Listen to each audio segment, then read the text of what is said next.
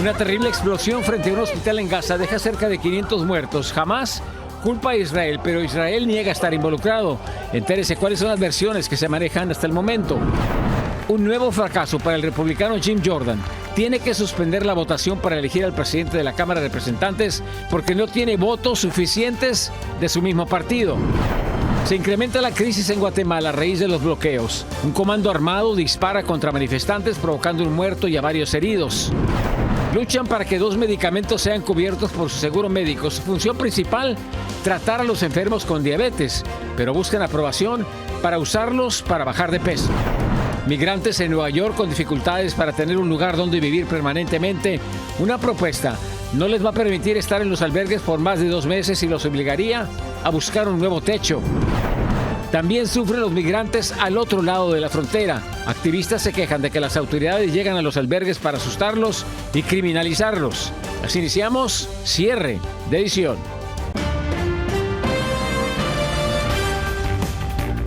Muy buenas noches, bienvenidos a cierre de edición. Les informa José Armando Ronstadt. Iniciamos con la terrible situación que se vive en la Franja de Gaza.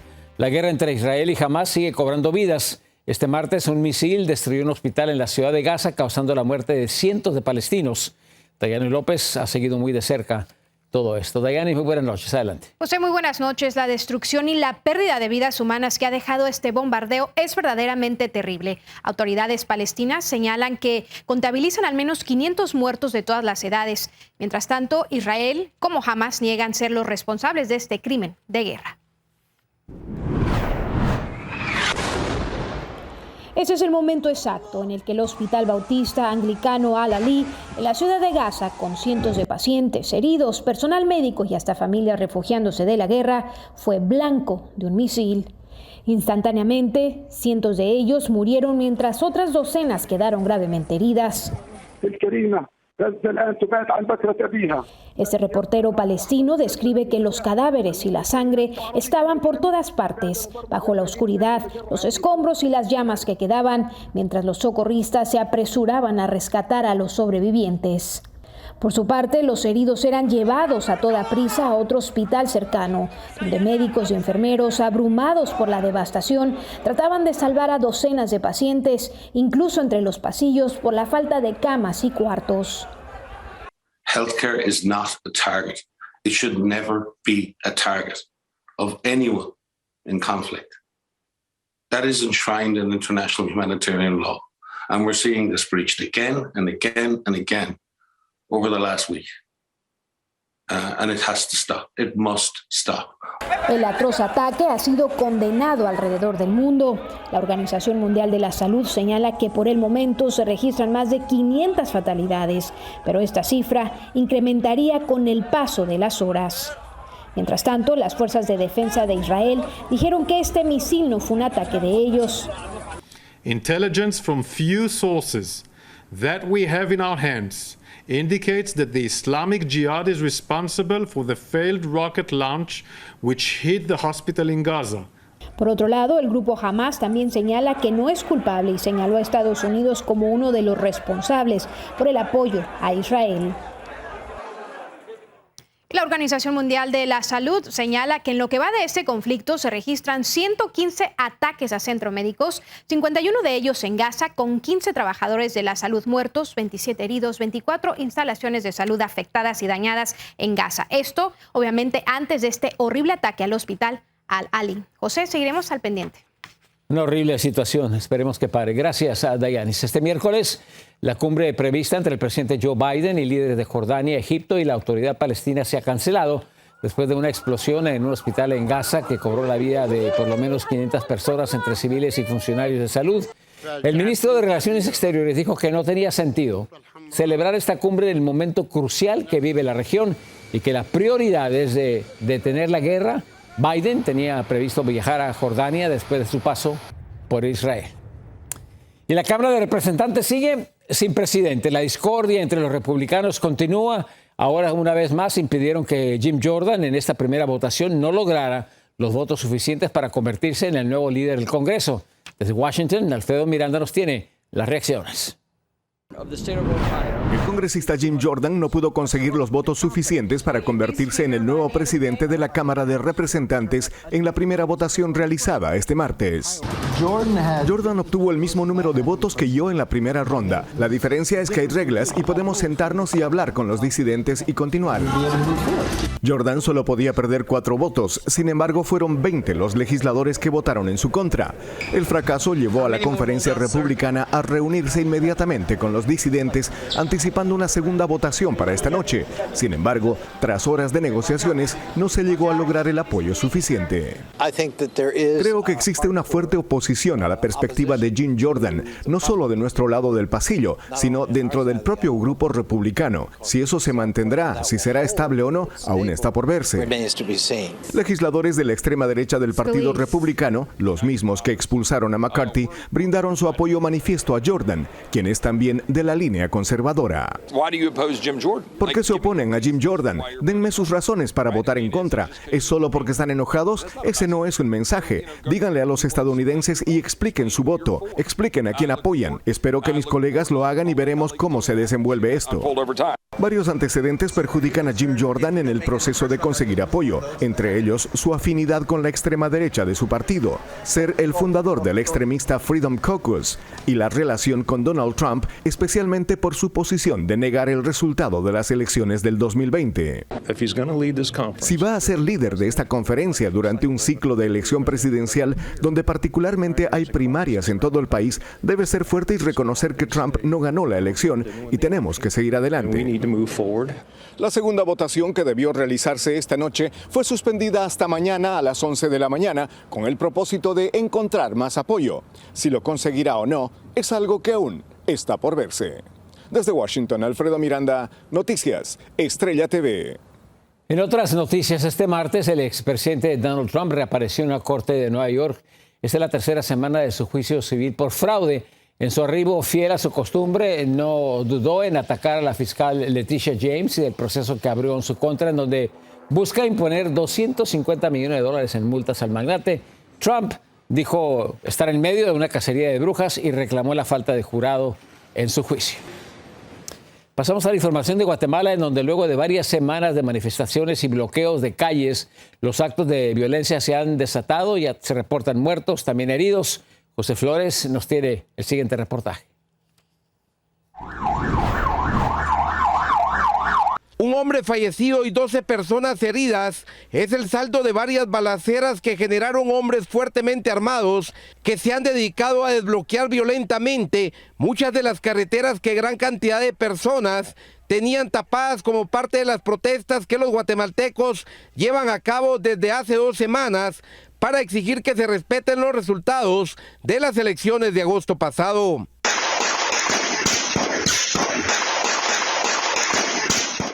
Actores aparentemente no estatales que están violentando la vida de nuestros hermanos en las manifestaciones. Responsabilizamos al Estado de estas acciones.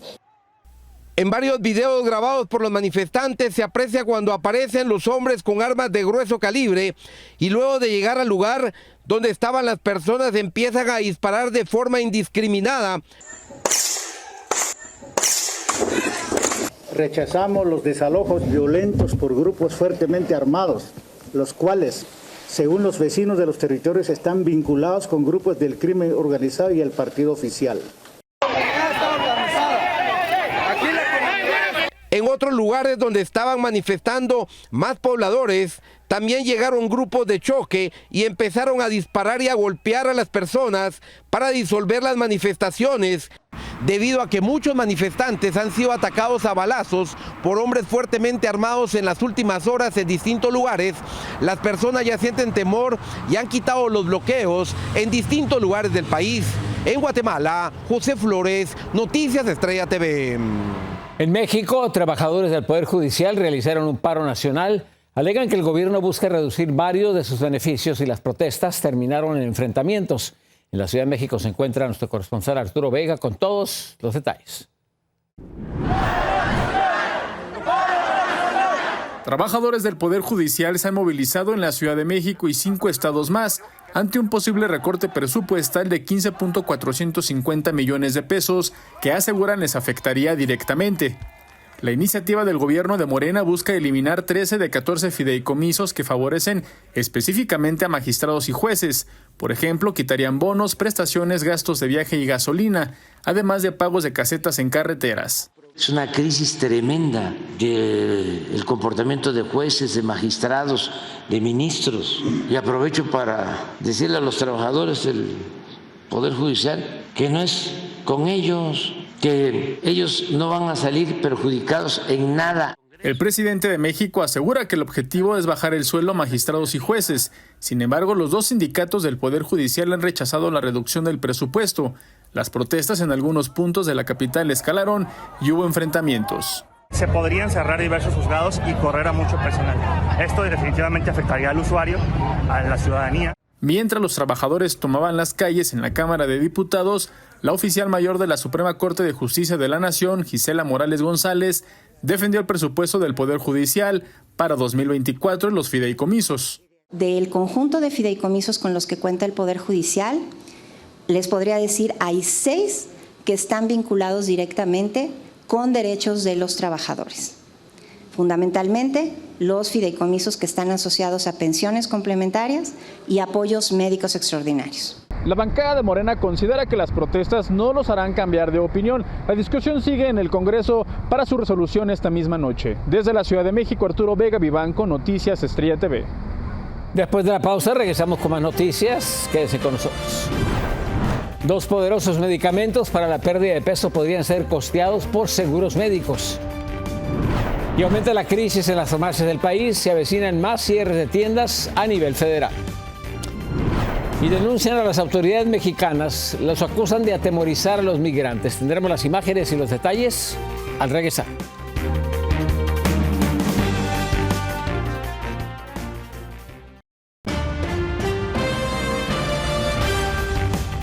Dos populares medicamentos para la pérdida de peso buscan demostrar beneficios adicionales para que los seguros médicos cubran sus costos. De esa manera van a aliviar el bolsillo de los pacientes. ¿Pero qué es lo que planean? Ángela González, desde Nueva York, nos explica. La obesidad afecta a más del 40% de los adultos en Estados Unidos y prevalece entre afroamericanos e hispanos. Y bajar de peso ha sido una barrera para muchos que han encontrado una esperanza en la medicina para la diabetes, Ozempic, y también Wegovy. Sin embargo, las compañías de seguros de salud no cubren el costo de medicinas para bajar de peso, pero una propuesta de ley en el Congreso podría cambiar ese panorama, y en especial cuando el laboratorio fabricante Novo Nordisk anunció que la medicina, además de ayudar a la pérdida de peso, disminuye el riesgo de complicaciones cardíacas en un 20%, luego de que 17,000 personas participaran en un ensayo clínico en el mes de agosto. Las razones por las que ayuda a la pérdida de peso son: te aumentan la producción de insulina en tu cuerpo para que tú produzcas tu propia insulina de una manera buena. Segunda manera en la que funcionan es te disminuyen el tránsito intestinal, es decir, ya no toma tiempo en que se absorba la comida, cosas por el estilo. Tercera, que quizás es la más importante, es trabajan directamente en el cerebro, hablando con tu centro de hambre y le dicen, no tengas hambre. Si Medicare reintroduce su cobertura, podría cubrir cerca de $1,300 mensuales que cuestan las inyecciones semanales y combatir un problema creciente no solo con la obesidad, sino también con otras enfermedades. Sin embargo, no es para todos los pacientes, pues existen efectos secundarios. Los más importantes son dolor abdominal, dolor de estómago, tienes náusea, rara vez vómito. Y por eso es importante que te vea un profesional de la salud, porque si tú eres una persona que en el pasado ha tenido obstrucciones de intestino, pues quizás tú no seas una persona que deba de usar esta medicina. Expertos también advierten sobre un mercado negro para adquirir esta medicina y de los riesgos de usarla sin la debida prescripción médica. Desde Nueva York, Ángela González, Noticias Estrella TV. Se avecinan más cierres de farmacias en el país. El domingo la cadena Rite Aid, una de las mayores farmacias de Estados Unidos, se declaró en quiebra y empleados de las 2,100 tiendas en su poder corren el riesgo de quedarse sin trabajo. Afirman que el descenso de las ventas, la crisis por los opioides los empujaron al abismo. Lo mismo le está sucediendo a tiendas de CVS y Walgreens, que juntas han cerrado cerca de 500 farmacias a través de todo Estados Unidos. Después de la pausa regresamos con más noticias. Denuncian intento de allanamiento a albergues en Tijuana, Baja California, por funcionarios del mismo gobierno mexicano. Un furioso hipopótamo descargó su ira en contra de un vehículo con turistas. Las imágenes y los detalles en cuanto regresemos.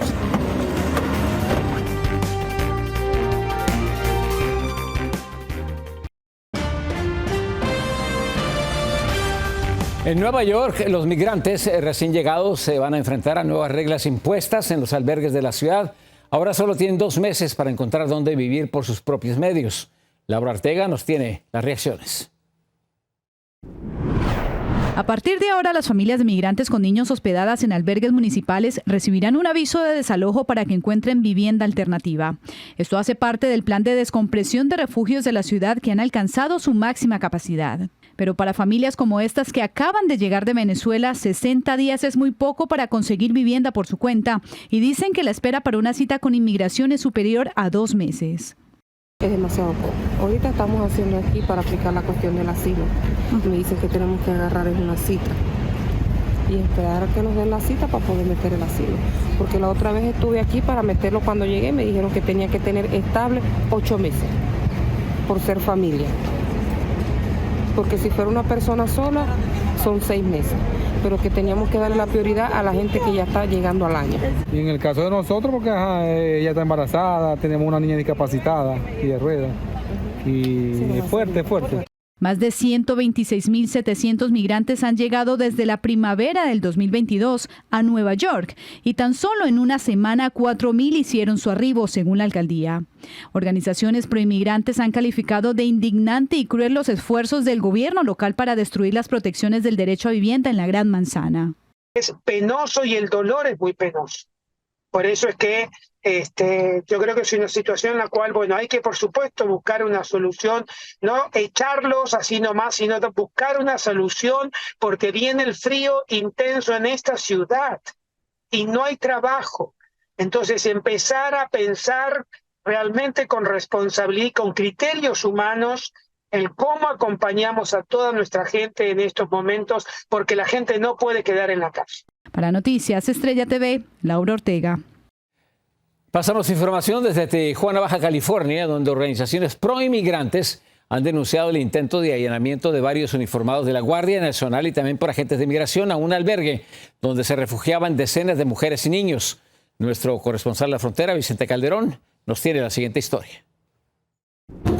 Era como la 1 de la mañana, entonces comenzaron a golpear la puerta. Son los testimonios de las migrantes que se encontraban en el albergue Borderline Crisis Center cuando intentaron allanar el lugar. Ustedes se están escondiendo ilegales. Y dije, no, dije, aquí no hay gente, dije, aquí no hay ningún ilegal. Dijo, claro que sí, dijo, a mí me avisaron y tengo un reporte de que ustedes esconden delincuentes. Las cámaras de seguridad captaron cómo varios uniformados intentaron forzar su entrada al sitio donde se refugian solo mujeres y niños. Nunca se identificaron, pero les reconocieron por su uniforme como agentes de la Guardia Nacional. La directora del albergue encabezó una conferencia de prensa donde denunciaron que también identificaron agentes del Instituto Nacional de Migración. Fueron amedrentadas, aterrorizadas, algunas tuvieron ataques de pánico y otras decidieron irse poco después porque ya no se sentían seguras. Aunque empezaron a levantar la cortina metálica, una de las mujeres impidió que la abrieran. A quienes trabajamos en esta organización nos quedó muy claro que estamos siendo criminalizados por nuestra labor.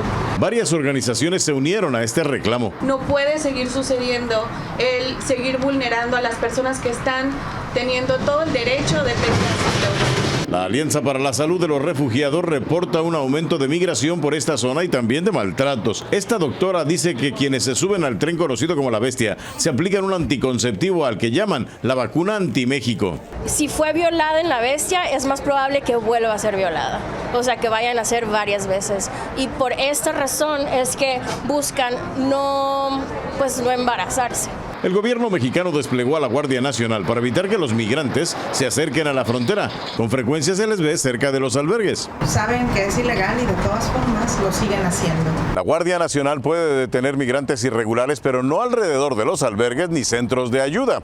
El Instituto Nacional de Migración dijo que sería su oficina central en México la que respondería ante estas denuncias, pero hasta el momento no lo ha hecho. En Tijuana, Vicente Calderón, Noticias Estrella TV. El presidente electo del Ecuador, Daniel Noboa, se encontró con el expresidente saliente Guillermo Lasso. En su reunión, Lasso aprovechó para felicitar la victoria de Noboa, que se convierte en el presidente más joven en la historia del país, y para dar inicio de la transición de poder. Noboa se ha comprometido a mejorar la economía y a crear empleos para los jóvenes. Regresamos con más información después de la pausa. Los invitamos a que se queden con cierre de edición.